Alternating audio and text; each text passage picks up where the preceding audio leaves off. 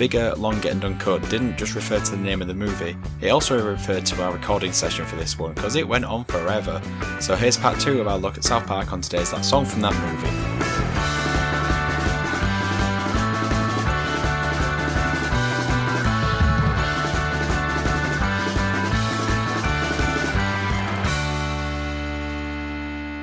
Self. Less? The answer was control. Oh, okay. Thank you for joining That Song from That Movie, the journey through the very best and worst of movie songs. I am your La Resistance host, Dietrich, and we're joined by the, it says here in my notes, Bigger, Longer and Uncut, Alex. Let's not go into that one, shall we? Yeah, let's definitely not go into that one. And we're also joined by, not Brian Dennehy, Ben. Bye. Leads us perfectly on D. If you've not yet listened to our first part, stop this, go and listen to that. Unless you really, really, really want to hear about the next song we're covering, which is What Would Brian Boitano Do? So, this again, D, sorry, it's referencing a line from the initial South Park pilot, Spirit of Christmas. Okay. Because the boys are often ask themselves, what would Brian Boitano do? Before they stop Jesus and Santa Claus from fighting. So yes, Dee, do you often ask yourself, what would Brian Boitano do? Well, I do now. You know what he'd do. He'd make a plan and he'd follow through. Because that's what Brian Boitano would do. I thought he was going to do like a triple sour whilst Sal wearing a blindfold. Chows and a triple Lutz, you mean? Whatever. What about when he beat up Kubla Khan? And many other things. But yeah, Ben, good song. Maybe even great song. Maybe even great song. This was one of my favourites as a kid. It's absolutely phenomenal. Especially because I had no idea who Brian Boitano was. And I knew even less about Brian Dennehy. I'll just echo in what you guys say. I mean, I really love this song, and it's so catchy. I had no idea who Brian Boitano was or what the joke was. I think it was probably lost on the entirety of the UK, to be honest. But I don't think it matters at all because it's just so damn good. And I think you can tell it's obviously someone who, like, a random ice skater. There doesn't seem to be anything more behind it than that. I could be wrong. I don't know. I've not looked into it. I don't know. It's just rousing, isn't it? It gets them all in the mood, in the spirit to try and save the day, and I can tell why. Yes, and I do love this song. I think I love more when the credits roll, the first song that reappears is What Would Brian Boitano Do? Except this time it's by the band DVDA. Do you remember this version? No. It's like a ska version, and at the start they just keep going, fight, skate, fight. Oh, I recognise that bit. If you literally put it on after this, you'll recognise it straight away. It sounds like it's the guy, you know, the guy who says, I don't listen to hip-hop in the film. It sounds like his voice singing the song. It's a much better version. Go listen to it. It was on repeat often when I was a kid. But yeah, there's not loads to say about this. Do you know who Brian Dennehy actually is? No. I mean... An actor? Yeah. Tony Award winner, Olivier Award winner, Golden Globe winner, Primetime Emmy winner. Rival of Will Smith? I don't know. He was in Cocoon. Have you seen Cocoon? No. Steve Guttenberg? You've not seen Cocoon? No. And he was in Rambo. That's about the extent of things I know of Brian Dennehy. See you later, Brian Dennehy. I think the only real little thing to add about the song on a more serious note is that I think it really, like I said with the first song, where it really perfectly encapsulates everything that's to come in the film. I think this song really succinctly puts together in one verse what the motivations are for the three characters, Kyle, Stan, and Eric. Moving forward, there's literally one verse which is, I want this feature out of me. Yeah, it's certainly my vocabulary. That's Carmen, what he wants. Kyle, I just want my mum to stop fighting everyone. And then Stan, for Wendy, I'll be an activist too. Because that's what Brian Boitano would do. So perfectly in that one verse, it tells you what's coming for the rest of the film. And then there's also a verse right at the end. Let's get all the kids together and unite to stop our moms, and we'll save Terrace and Philip too. Because that's what Brian Boitano would do. So I think, yeah, it just really, again, just every single song drives the story forward, doesn't it? It just works perfectly. And it's the kind of thing you don't really think about, obviously, when you're a child watching it. But I think when you're looking at it from more of an analytical view, you can see how every song works. Oh, yeah, definitely. There's just so much thought behind each one. And I think we only have the appreciation of that because we enjoyed it for its simplicity when we were kids. Like, I think a lot of adults just disregarded it completely because it's just, they just see the curse. But we can now see the layers behind it because we, grew up with it being so fond of it. And apparently Brian Boitano actually did 8 triple jumps in his gold medal winning Olympics run. I have no idea that he's not from Colorado, which is where South Park is, for those unaware. He's from California. No idea why these kids love him. Probably, maybe there's a big skating fan base in Colorado. That's all I can say. And he also beat up Kubla Khan, as Alex said. So, he's done a lot. He's done a lot in his life. To the year 3010 as well. Yeah. Moving on to what I think is the best song of this film. There's great. There's a lot of achievements, but this is the best. And it is up there, sung by Satan in the film South Park. This is basically a longing song, a very common feature of musicals. Again, putting that recognition that they want to be seen as a proper musical for this film. It has no curses. It has no swears, which is the great sort of antithesis that they try and make Satan in this film. In a way, he is the saviour of the film in a very twisted way, which we won't go into the detail of. Go on, guys. I don't want to spoil the end decision, but I have written in my notes best song again in capital letters because I think it is the best song. And I used to remember when I used to watch his job, this was the part of the film that I just looked forward to so much. It's just everything in the song. That the closing falsetto part is just, it can't be the same guy singing the first part that sings that last part, surely.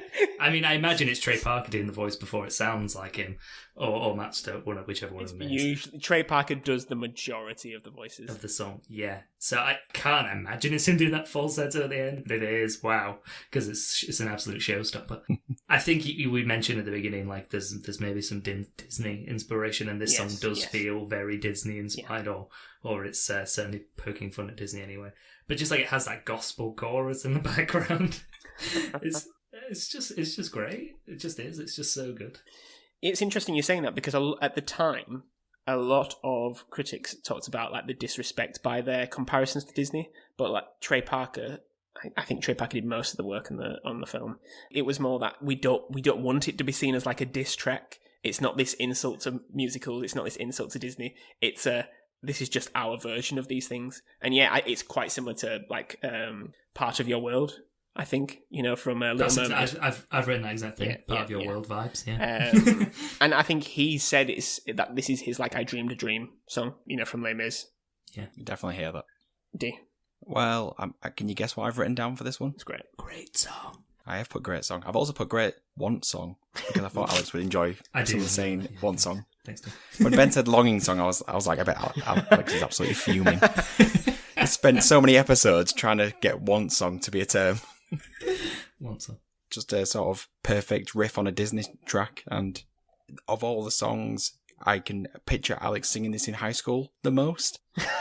Yeah, probably. Specifically the falsetto at the end. I can really see like his hand doing like the vocal gymnastics as he's singing it. Picture it right now, D. Yep. Yeah. If only this was a video podcast, he could show you. Do you agree that with evil there can be no good, so it must be good to be evil sometimes? Yeah, it's a real statement to make that, but it could be true. Oh, I just love that bit. I love that bit when he says, "But what is evil anyway?" And there's just that. Yeah, it's that second verse when the choir comes in. It's outstanding. Yeah, it's brilliant. Anything else, guys? Before I move on, no, there's nothing more to say. It's just a perfect song. Perfect song. Wow. The only bit I do love is that in that scene, he is on a boat called the SS Manhandler. There you go. Oh God! See, I say that's the best song, but then we move into this one, and this is probably the one that I probably sing the most still now, which is La Résistance. You don't have to think hard to see where the inspiration for this one may come from.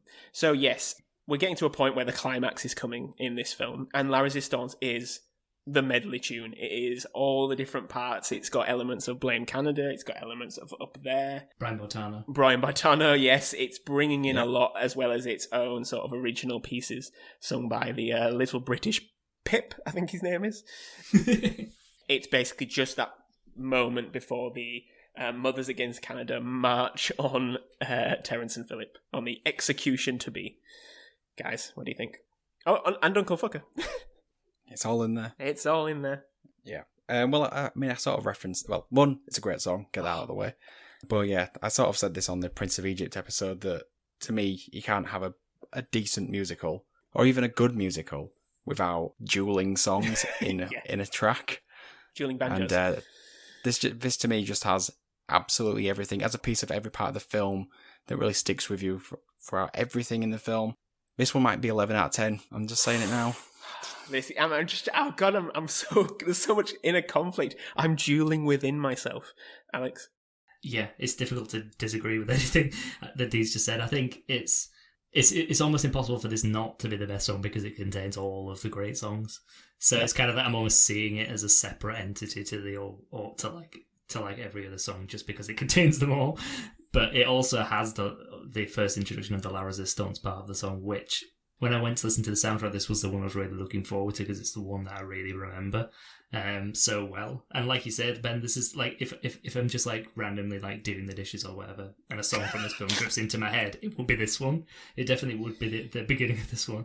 And like obviously, it's as you've said, it's sort of it's clearly inspired by like One Day More from Les Mis, 100%. But so many other songs of this ilk.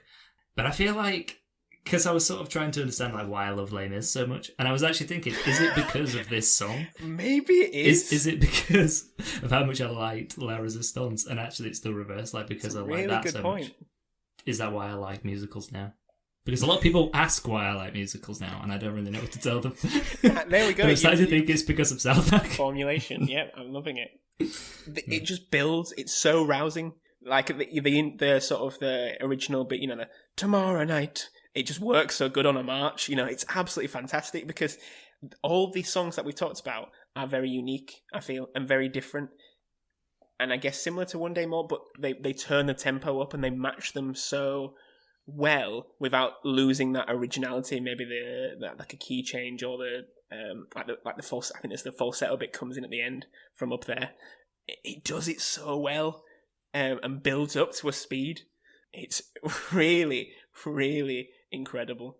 I think as well, Ben, like to just touch on like what you said there about how it combines, like, 'cause with something like Les Mis, all the songs are sort of written almost thematically anyway, like with certain phrases of music representing certain themes, but everything sort of is already existing within the same score. And although this film is like that, I feel like the songs are so varied, intentionally so, that to pull them together, it makes it even more of an impressive feat in some way, that they managed to connect all of these songs that are actually quite... that I know some of them have like similarities, but they feel so vastly different from each other that when they come together, it feels like such an achievement. Yeah, and like they turn the lyrics to match it. The narrative is still being pushed. Satan's about to arrive. Terence and Philip are about to be executed.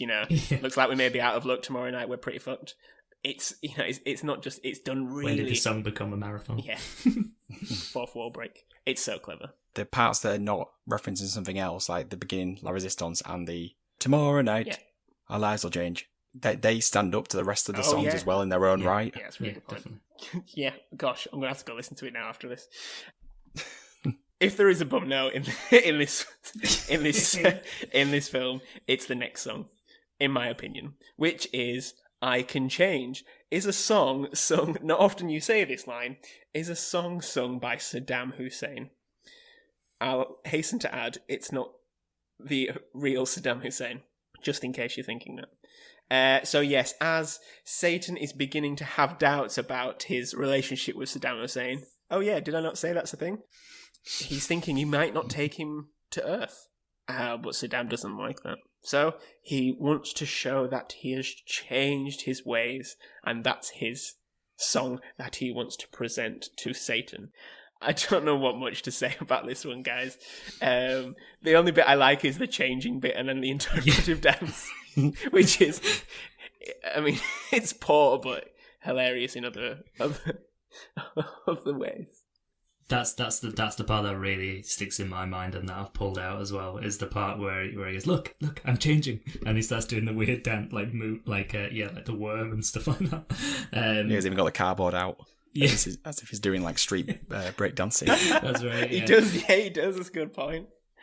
And I just love that that's the thing that like turns Satan's head, and he like gets the little love hearts around his head and stuff. That part's great. As a song, I mean, it is memorable still though, isn't it? Like, I think, unlike possibly most Disney films or other musicals and stuff we've covered before, I feel like I could have almost reeled off every song that was in this film, and I wouldn't have forgot this one still, even though like it might possibly be the bum note. I think he was still memorable just for the visual of Saddam Hussein singing a song to Satan. But yeah, I think I don't know what it is that makes it the song that's probably the one that stands out least to me, even though, like I said, I think I still remembered it. I don't know, maybe it's the placement in the film. It comes quite close to the end, doesn't it? I think it's quite soft. There's not a lot of musical accompaniment in its sort of backing. I think it's sung in that really high pitched sort of edited voice, which I just don't think lends itself well to a sort of a booming song, because you can't really sing it in that voice. It's like the villain song, isn't it? It's like that insulting villain song in a Disney film. Yeah, that's exactly what I was about to say.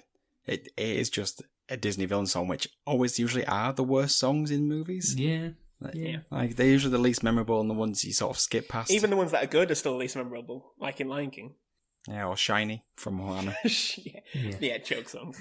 They usually come earlier in the films, though, don't they? I think true. The placement of this one is maybe slightly odd, but I think it's just because there's so many strands to the story, isn't there? I think that's it. It's like, although Saddam is kind of the villain, also Sheila Broflovsky is the villain. You know, like there's multiple layers to it. So you would possibly say that the Blame Canada song acts as almost like the villain song, doesn't it? Earlier in the film, yeah. So it's like a B plot almost. So yeah, not too much more to say on this one, to be honest.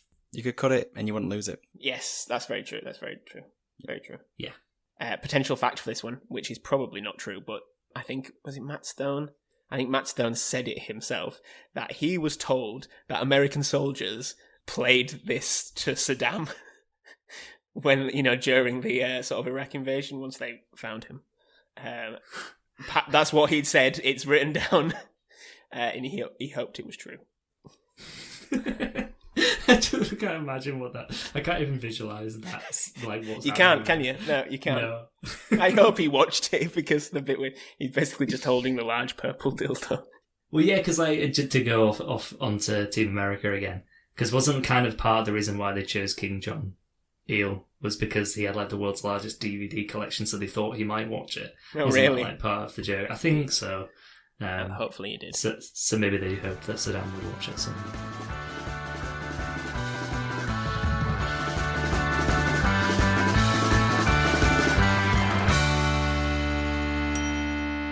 Next one. Is this the last one, actually? I think it is. Yeah. I can't believe we're already here. No, and I find this song very personal to myself because I'm super. Thanks for asking, Dee. And this is a song sung by the character Big Gay Al, a staple in South Park for a long time. It is the song performed at the USO show just before the American-Canadian War begins and the Canadians Terence and Philip are executed for all of our enjoyment. Stan and Kyle ask Big Gay Al to perform a song, which he has not prepared, because they need a distraction so they can free Terence and Philip.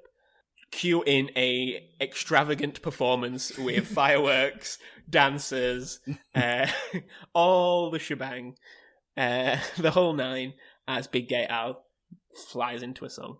What do you think of this one? I mean, this is I guess a classic musical song, if anything. Is kind of a big band song. Yeah, definitely. It's playing off the sort of early classic Broadway musicals, isn't it? Like something like Top Hat or like films with like Fred Astaire. So, yeah. It's like a big dance show tuning number. Yeah.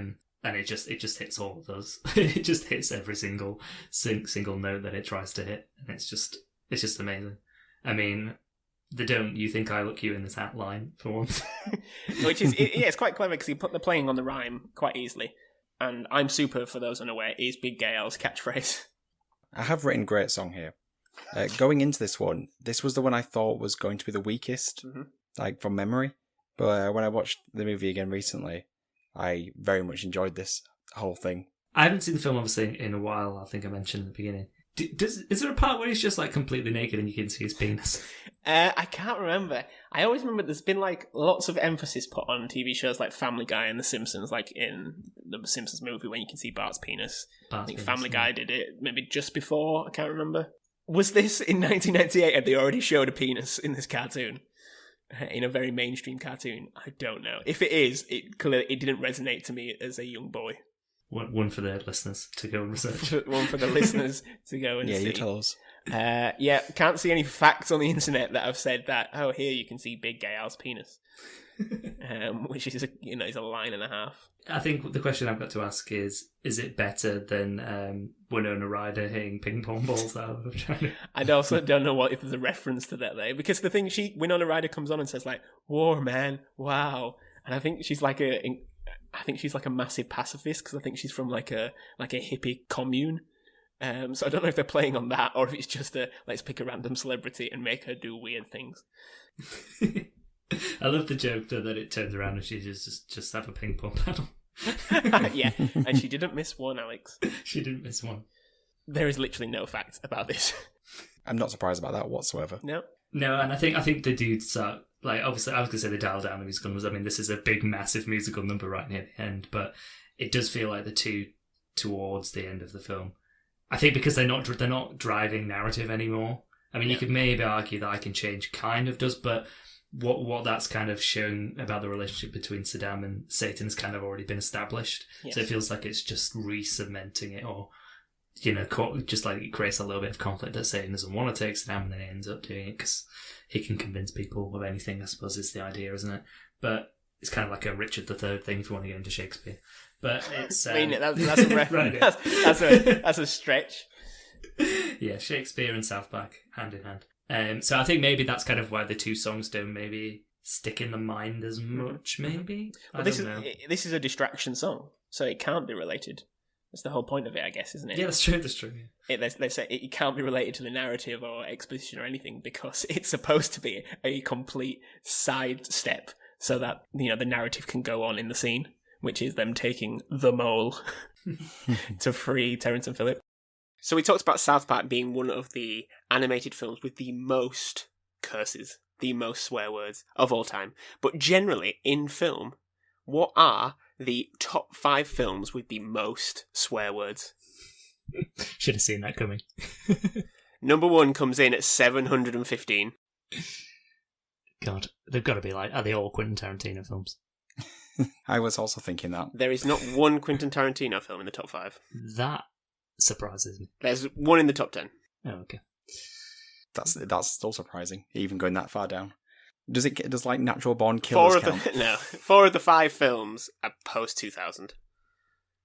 Right, okay. God, I can't even think. You caught me cold. Are any of them by like the same director? Is it like a similar thing to Quentin Tarantino where someone just like really loves the swears? Well, in the top 10 of this list, there are... Is The Departed one of them? I felt there was a lot of swearing. No, Departed. No, but there is two of a certain director in the top 10. A very famous director. Scorsese. Tarantino level. And it's not Scorsese. It could be Scorsese. It is Scorsese. The Irishman? I can try to think of which of his. Scorsese is number 1. What film? Think before you say it, before we just go through and say every Scorsese film you know. Think what of his films probably has the most swears. Goodfuckers. But is his one of the ones that's not post? Yeah, I was going to say it's his pre-2000. No. It's not? No. Fairly recent. And it's not The Irishman? 2013. Oh, Wolf of Wall Street. There, Wolf of Wall Street, number 1. Of course 715's curses. Number 2 is a film that came out 2019 straight to Netflix. Starring Adam Sandler. Uncut Gems? Mm-hmm. You are going to have to walk us through this. You're doing so well, so beautifully that I'm basically going to have to... Yeah, you're holding our hands through this entire thing. Come on, guys. The third one is another Scorsese film from the 90s. And it's not Goodfellas. Casino. It's Casino, yes. Fantastic. That was Casino. Gentle hand-holding. Hey, I got one. The fourth film has the two titular characters in the name of the film. Jay and Silent Bob. Strike Back, yes. Rocky and Bullwinkle. Oh. Was it actually? Was it actually Rocky Jay and Silent Bob? It is Jay and Silent Bob, yes. Rocky and Bullwinkle just fell out of the top 10, I'm afraid, D. That makes sense. The Tarantino cut. The fifth film, I don't even know what clue to give for this, because this shocks me. War film stars Brad Pitt. Oh, the one with Fury. the tanks. Fury, yeah, the one with the tank. Most war films, Alex, may have tanks. No, but that one specifically was about a tank, wasn't it? Yeah. Yeah, you knew what that meant. Now, interestingly, on this list, the 10th film was Beavis and Butthead Do America. Now, that's animated. I swear, and that's I think that's pre-South Park. So there's a problem here. There's a problem here. Guinness Book of Records. I'm going to have to check it. Oh yeah, because so was your original assumption that it was only live action? No, not this list, but that I have, and I've checked. The Guinness Book of Records 2001 has a big picture of South Park in it, and says this film has the most curses. But in this list, that this was checked. This list came out like a month ago. Number 10 in this list is Beavis and Butthead Do America, which was from 1996. So how does that have more curses? Maybe they don't count the word bitch. Maybe maybe it depends on what they can't quantify. Count as a curse. Count as a curse. As a curse. Yeah. Does Terrence Phillips saying "fuck ah" with an A mean it doesn't count? Yeah, maybe that's a good point. Yeah. I mean, did Harry Potter make it into any of the lists? A lot of curses going on in that. End it there. End it on that. Yeah, I think on that it's time to go to best song. Okay, so now it's time for us to figure out what is the best song from this film, from South Park, Bigger, Longer and Uncut. And I think we might have all talked ourselves into the same song here, but we've got time to fill. So, Alex, I really need to think about this. Okay.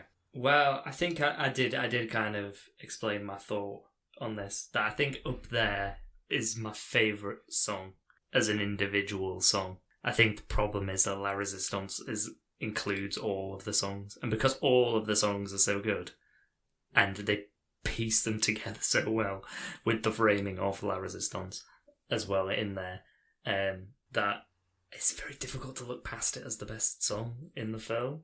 And it's a weird one, isn't it? Because even though all of the songs are good, so you think it should be hard to choose the best one, I feel like actually that makes it easy because it makes it the one that has all of the songs in it together. So I can't really convince myself that it's any of the others.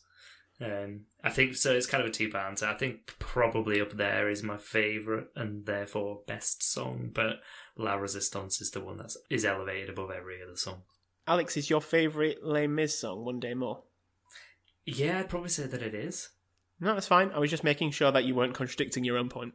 No, I think it actually is. Because if you'd have come out and said like Castle on the Cloud, then but I think it's different though. Is that anyone's favourite Les Mis song? No, I think it's most people's least favourite. Yeah.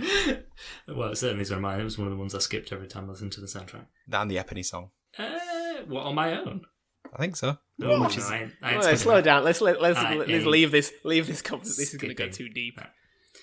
What I was going to say is actually I don't think that One Day More is quite the same because it doesn't actually generally it doesn't revisit older songs in the same way. Because I think that's where Les Mis is different. It's because all of the songs kind of are thematically or in the way that they're constructed are quite similar to each other anyway. Like they have phrases that repeat. So actually the song One Day More, it's only the musicality of it that's kind of repeated. The actual parts of it aren't. Like it's all new lyrics really. So I think in some ways it is different. But side issue, I think La Resistance is probably the best song. I think Up There is probably the only one I could play at a dinner party. I'm just thinking. Depends who the guests are, surely. Yeah, because if me and D are the guests, we can listen to the full soundtrack. But you never accept my invites. That lamb shank has been waiting in the freezer for months. Live so far away. Like I said, I was fully ready to say that Up There is the best song from this film. And then, yeah, La Resistance, like Alex said, it's got everything. It builds so brilliantly. It would rouse me quite easily. In fact, I'm feeling quite tired, and I have chores to do after this. I may stick it on the old Alexa to keep me going. So you know what? Yeah, I'm going to say La Resistance. No regrets. Well, I think we knew that this was going to happen, didn't we? Really? No, I didn't. I honestly didn't. I thought I was fully ready to say Up There. I think going into this, I did say that I hadn't made my decision, but when we started, I went, oh, it is Mountain Town, my favourite. And it sort of stuck with that until we spoke about La Resistance, and suddenly Mountain Town is a distant image in my rearview mirror. It's all about La Resistance for me now. Yeah. It is. It's a clean sweep. The cleanest of clean sweeps. It's definitely probably the most dirtiest of clean sweeps. But basically what I'm trying to do here is like goad you into changing it. Okay, no. I'm set now. I am set 100%, 99% set. I kind of get the feeling this is going to be one of those ones where Twitter doesn't agree with us. Yeah. Yeah, 100%, yeah. But I think they'll understand our reasoning if they listen to this. Probably not. Straight onto the poll. Don't care about the episode. That is Twitter. So that brings an end to another episode of That Song from That Movie. Let us know on Twitter which song you think is the best from South Park, Bigger, Longer, and Uncut. There's so many songs in this that I'm going to have to do some sort of, like, maybe even quarterfinals, semi-final, final. I haven't figured it out yet. But by the time it comes around, it will be available on our Twitter handle, which is what, Ben? At TSFTMPod. Yay. Okay, so you can help the podcast in many ways, including sharing this on a random subreddit. Alex, what should the random subreddit be this time? Brian Dennehy. Very popular. So we're available on Patreon. We have a merch store, and you can help the podcast by leaving us a review. All the links are in the episode description and on our social media, so you should be able to find them somewhere. Fingers crossed. So all that's left now is do some goodbyes. So it's goodbye from myself, goodbye, and goodbye from Alex. I only came on this podcast because I was told there'd be punch and pie. Well, there isn't any. Oh. Do you like a door slam? Oh, I was thinking, how can I do like a walk-in door slam? I do really want that. That work? Did you hear that? No. Ah. Maybe just record it on the sound effect. Do it in post. And goodbye from Ben. Barbara Streisand. So goodbye, everybody. Bye. Bye. Bye. See you later.